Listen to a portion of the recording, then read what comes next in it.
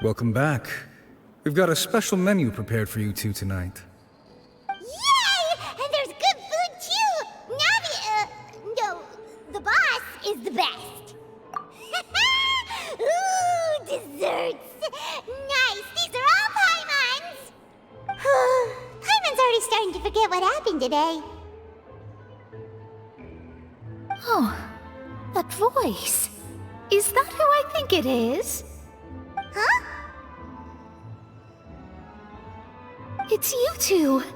What are you doing in Fontaine?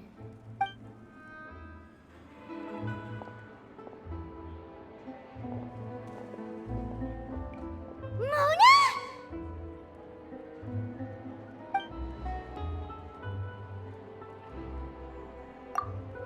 Seriously, nobody just uses a scry glass whenever they've got time to just see who they'll meet on the road. Still, we didn't expect to see you here.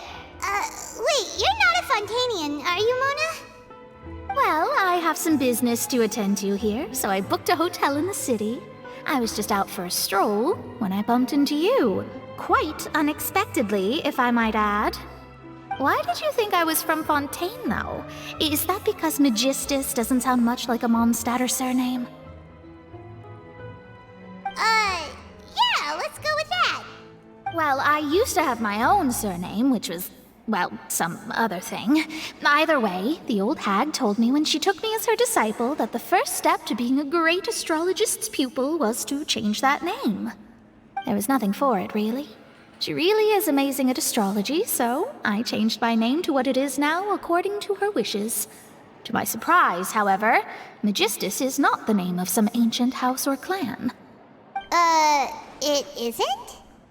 Nope. Although it is used by us in place of surnames, it generally just means great. Wow! Imagine including a boast in your name. Wait, are you gonna have to put that into your genealogy as well? I reckon so.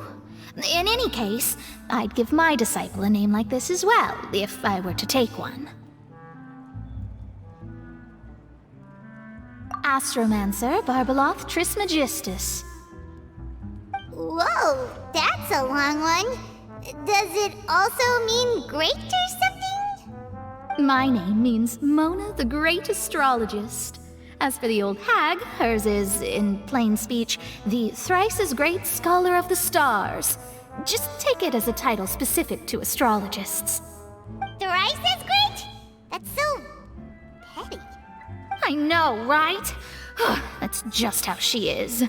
She used to call herself Magistus, actually, but when she took me in, she changed her name to Trismegistus.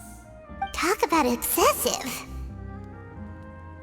Magistus is thus the calling card of our school, so to speak, which makes it about the same as a surname. It's all right if you don't get it. You can look into it further should you need to study astrology more deeply. That sounds terrible! But anyway, you're not Fontainian, are you, Mona? You're from Mondstadt, right? Well, I was born in Mondstadt, yes. My parents migrated to Dorman Port, and I traveled with the old hag for a while, after which I settled down in Mondstadt City. Oh, that's a good thing then. At least we know you won't be dissolved by Fontaine's waters. Speaking of that, I'm sure you're aware that a bunch of things have happened here in Fontaine, right? I know you're not a local, but I'd avoid getting too close to any water that looks strange all the same. There's something ominous about it. Well, the water, I mean. That was the main reason, yes. Just a while back, the Steambird invited me to take part in a panel and speak about the circulation of the prophecy as an astrologist. The invitation was sent quite early on. I don't think anyone expected Fontaine to be in this much trouble. What do you make of that prophecy, Mona? Just tell us what you think as an astrologist. Your word would go a long way to make things more certain and less scary. What I can tell you is that I'm an astrologist, and that this prophecy concerns the fate of Fontaine, even that of all Tevat. Ascertaining this is akin to reading the fortune of the whole world. I'm afraid that this is not something that just anyone can do. If I could do it, you would no longer call me an astrologist, but a visionary. But on the flip side, the prophecy is so huge and powerful that it must surely come from a powerful visionary. Its contents involve the fate of the world. Disregarding it would be a mistake. A visionary? Sounds really powerful and all, but does such a person really exist? Of course. The old hag could do it, and I'd bet there are others amongst those Hexenzirkel colleagues of hers who could do something similar. Huh? Are you sure? All right, I'll help you. It isn't often that I see you with such a serious look on your face. I'll tell you once I hear back from her. Thanks, Mona! You're amazing as always! Oh, well, this is something only I can do after all. So yes, your praises are quite welcome.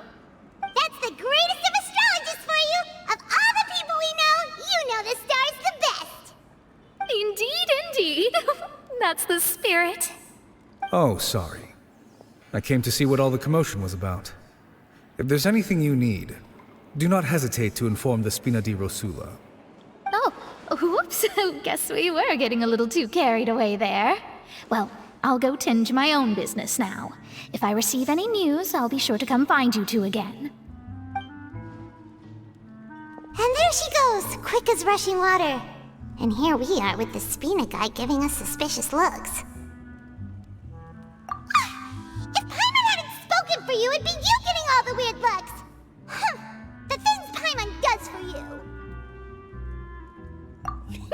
That's more like it.